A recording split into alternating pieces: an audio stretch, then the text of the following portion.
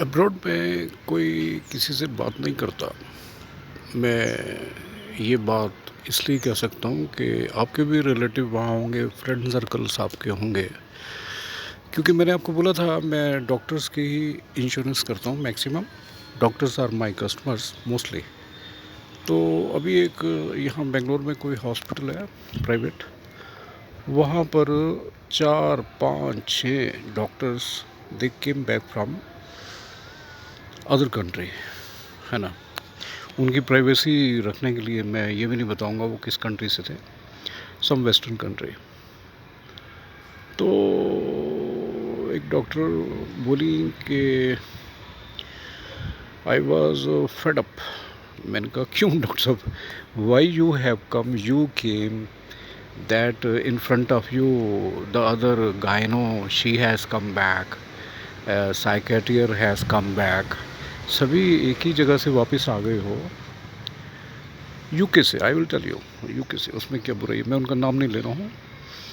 तो वो क्या बोलती है कि we are from Karnataka, we went there to settle down, now we came back. Why? क्योंकि दिल लगाने के लिए भी तो कोई चाहिए। Okay, you are married, you are bearing children, सब कुछ है। तो वहाँ पर अब क्या हो गया कि आपसे कोई 2 घंटा बात करने के लिए बैठेगा आपके साथ, तो उसको पैसे चाहिए। ओह, उसको भी पैसे चाहिए हैं। तो मैं बड़ा अजीब मेरे को फील हुआ। कहती है कि अनूप, हम लोग 8 8 10 10 घंटे वहाँ बैठते हैं किसी केस की स्टडी करने के लिए, तो इधर प्रोफेशनल बातें ख़त्म हुई, इधर एक डॉक्टर दूसरे डॉक्टर से ऐसे झटका मार के उठेगा as if no, we are not human beings, we are robots. जैसे हमारे जिगर में दिल नहीं है, जैसे हमारे कलेजे में ना धड़कन है, ना सेंटिमेंट्स हैं, ना इमोशंस हैं, ना रियलाइजेशन है, ना फीलिंग है, कुछ भी नहीं है। Only professional life, professional life. बोलती है मैं ये सुनते सुनते देखते देखते तंग आ गई।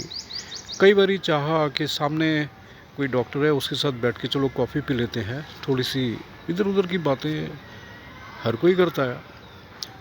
अब मैं अपनी बात करूं तो मैंने तो सिर्फ बातें ही की हैं। पहले 12 से 4 जब बिज़नेस करते थे, और अब 11 से 2 जब प्रोफेशनल लाइफ है। तो बातें ही, अगर बातें नहीं करेंगे तो क्या करेंगे। बातें तो करेंगे ना। मैं अमृतसर में था, मैं कहीं नहीं भटक रहा हूँ। I am coming to the point. Amritsar में मैं था, तो मैं दूसरी बारी अमृतसर जब गया तो मुझे थोड़ा सा रास्ते का कन्फ्यूज़न था स्टेशन के। तो मैंने एक राइट हैंड में देखा, एक कोई बैठा है। तो मैं क्या, गल सुनो, ए स्टेशन कितने का? कहता बादशाह अंदर आओ। वो विंडो से नज़र आए थे मेरे को। मैं क्या नहीं, मन दस दो स्टेशन है कितने। कहता वो बादशाह तुम अंदर ते आओ। मैं अंदर उनके ऑफिस में गया। कहता बैठो। मैं क्या मनु ये दसो स्टेशन कितने का? कहता तुम बैठो महाराज। देखो खूबसूरत बातें कहाँ भूलते हो आप। वो तो आपका दिल जिगर कलेजा खुश रखे रहता है, आपके चेहरे पे गुलाबी मुस्कान रहती है, आप जहाँ भी कहीं बैठते हो खुशियाँ बिखेरते हो और खुशियाँ लेके आते हो। कोई आदमी उदास भी होता है, उसको भी आप खुश कर बैठते हो, और वो भी आपको अपनी खुशियों भरी बातें फिर बताना शुरू हो जाता है, क्योंकि वेवलेंथ, ट्रैक तो एक ही चाहिए ना। तो मैं उसके पास बैठा। आज भी देखो अमृतसर कितनी पुरानी बात है, आज भी याद है मुझे। तो बोलता है सामने कोई, वहाँ ना खाने पीने का बड़ा शौक़ है अमृतसर में। हर मिनट बाद कोई ना कोई बेचने वाला, कोई मक्खन टोस्ट बेचने वाला, कोई चाय वाला, कोई मुरब्बा बेचने वाला, कोई मिठाई बेचने वाला लगा रहता है नॉन स्टॉप। छोले भटूरे, कुलचे छोले, लस्सी के गिलास, मतलब on roads, keep coming keep coming. तो उन्हें तो वो कहता है जी ओ 2 गिलास मुरब्बे लिया भाई। ओ माय गॉड, एक गिलास मेरे सामने, एक गिलास उसके सामने। मैं क्या, मैं तो पूछेगा कि स्टेशन कितने का? कहता वो महाराज दसने आप मुरब्बा खाओ। मैं क्या, मेरी थोड़ी सियाण नहीं पहचान नहीं, मैं मुरब्बा किमें खाऊंगा? और तुझे खाओ, मैं तो दसना कितने स्टेशन है। अब आप देखो, मुरब्बे का गिलास इतना बड़ा, ठंडा ठंडा, ये इसका गाजर का, वो मैं बड़ा परेशान हो गया। मैंने कहा ये क्या, मैं कहाँ फंस गया। मैंने तो स्टेशन पूछा था और मुरब्बा खिला रहा है वो। एनीवे मुरब्बा खाना पड़ा, मैंने मुरब्बा खाया, 15 मिनट लग गए क्योंकि इतना बड़ा गिलास था। अब उसने अपनी कार निकाली और मेरे को हार्डली 300 मीटर का थोड़ा सा लेफ्ट हैंड था, और वो कहता जी आएगा थोड़ा स्टेशन है। तो मतलब आप देखो ना, हम लोग कहाँ हैं, हिंदुस्तान में सनातन धर्म के लोग कहाँ हैं। वो इसीलिए दुनिया आज हमारी तरफ लालायित निगाहों से देख रही है। अब मैं वहीं आता हूँ हॉस्पिटल में, तो बोली अनूप मैं तंग आ गई थी, कोई साथ में बैठ के कॉफ़ी नहीं पीता। मैं अब घर से बाहर आई हूँ 8 घंटे के लिए, 10 घंटे के लिए, डीप स्टडीज़ करनी है, सलाहें करनी है। इधर सलाह ख़त्म हुई, इधर बात ख़त्म हुई, इधर ओपिनियन ख़त्म हुए, इधर बात ख़त्म हुई, इधर प्रोफेशनल वर्ड्स ख़त्म हुए, इधर बात ख़त्म हुई। अरे दोस्ती भी तो कोई चीज़ है या नहीं है? उनको दोस्ती नहीं चाहिए। तो that is why I was fed up, मैं वापस आ गई। एनीवे उनके साथ बैठ के, उनके दिल की बातें सुन के, अपने बिज़नेस की बात मेरी जो अपनी थी वो सब कुछ करके, अब अगले दिन मैं जब सामने डॉक्टर पे गया, उसके पास भी यही दास्तान। तीसरे दिन क्योंकि मेरे को लगातार वहाँ जाना होता था कि सारे डॉक्टर ही ऑलमोस्ट मेरे कस्टमर बनते चले जा रहे थे जो यूके से आए थे।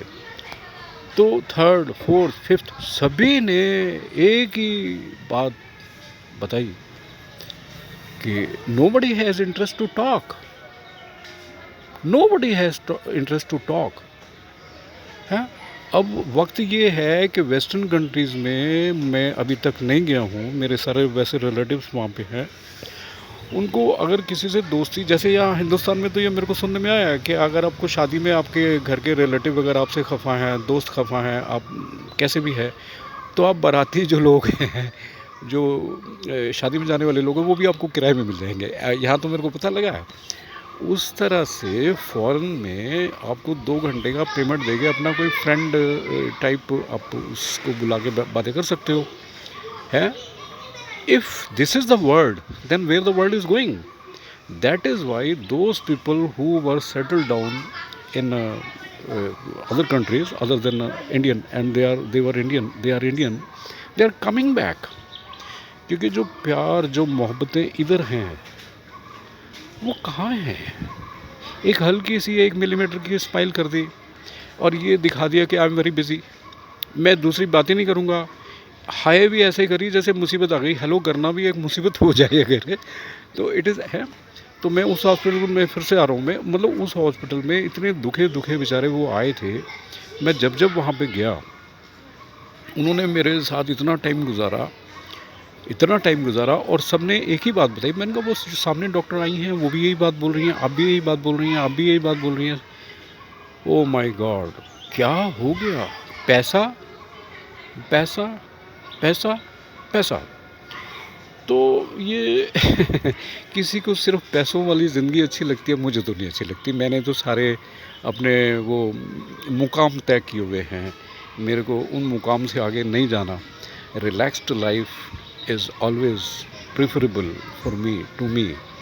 मैं तो पला बड़ा ही उन लोगों के बीच में हूँ जहाँ पे सिर्फ रिलैक्स था, कामनेस थी, साइलेंट जोन थे, और धीरे धीरे चाय के भी सिप पीना, धीरे धीरे कॉफ़ी भी पीना, धीरे धीरे।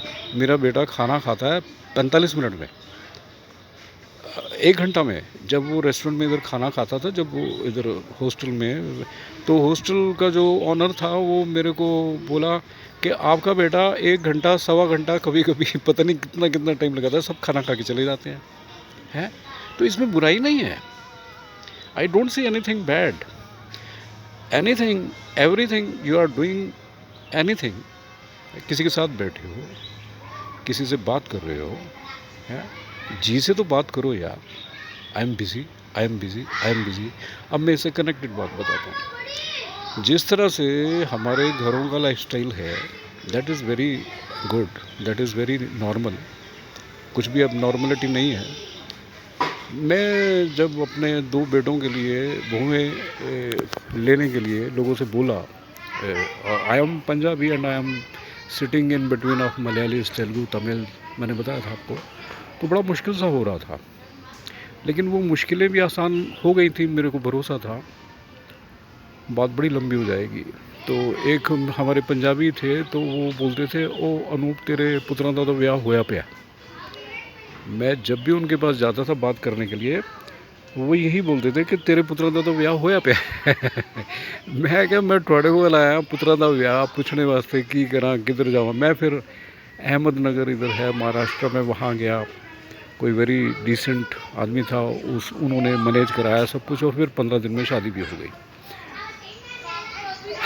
और उससे पहले, शादी से पहले जो 2, 4, 5 महीने भटकने के थे, 6 महीने भटकने थे हर बेटे के शादी में, तो वो भटकने में लोग मेरे को क्या कहते थे, गल सुनो जी, कित्थे वक्त पे जांदा है, तुसी नॉन वर्किंग कुड़ियां पे मंगदे हो। साडे कोल हुण देखो ना, ए कोई भी बंदा अपनी काकी नूं कुड़ी नूं इंजीनियर पढ़ासी, MBA पढ़ासी या MCA करासी, तो वो घर बिठासी है। मैं क्या, that is their job to do. लेकिन मेरे को तो नॉन वर्किंग लड़की चाहिए, बहू चाहिए, वो मेरे बेटों को भी नॉन वर्किंग लड़की चाहिए।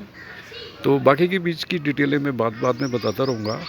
But I brought non working girls, one from Varanasi, she is MBA but non working, और दूसरी from Adilabad, she is MCOM। तो दोनों फैमिलीज़ ने मेरे को बोला कि हमने लड़कियों को इतना पढ़ाया ताकि नेक्स्ट जनरेशन भी अच्छी रहे, और इसलिए नहीं पढ़ाया कि उनको जॉब करनी है। तो माइंडसेट मैचिंग हो गई, है। अरे, the duty to bring the bread and butter and money is of the man in the family, not of the women. अब एक वुमेन क्या क्या करेगी, हस्बैंड भी संभालेगी, हस्बैंड भी ऐसे अपनी वाइफ से डील करेगा ना, as if he is the last king on the earth. है ना, husband will behave as if he is the last king on the earth. तो उसको भी संभालना है जो लड़की घर में आई है, आगे जो बच्चे आएंगे उनको भी संभालना है, किचन भी संभालनी है, घर को भी खूबसूरत बना के रखना है। और घर में घर की बहू नहीं होगी, घर में घर की औरतें नहीं होंगी, तो घर खाली खाली नहीं लगेगा। और हमारे घर में तो रिवाज नहीं है कुत्ते पालने का। तो घरों की जो क्वींस हैं उनको हम बाहर भेज देंगे। मेरी बातों को गलत ना लेना। Everybody, every women working also, they are adorable, they are respectable. लेकिन मेरे घर की क्या रीत है, मेरे घर का क्या रिवाज है, वो मैंने ये तो नहीं सुनना कि और भी ऐसा कर रहे हैं। मैंने कहा मेरा घर धर्मशाला नहीं है। We will do what our decision is. हमारे डिसीजन दूसरा कोई क्यों लेगा, है ना। मेरे बच्चे क्या चाहते हैं, मैं क्या चाहता हूँ, मेरे घर की क्या रवायत है, क्या रीति रिवाज है, हम वो तो नहीं करेंगे जो दूसरे करते हैं। अजकल तो एवं होंगे, अजकल तो मैं कह जी अजकल कुछ भी है। अजकल साढ़े घर भी तो सानू कुड़ियाँ चाहिए ने नॉन वर्किंग। अब इससे लगती मेरे पास और बड़ी लंबी लंबी बातें हैं, मैं वो बाद में बताऊंगा। अभी के लिए जय श्री राम और राम राम, और माथे पे पूरा तिलक लगाएं।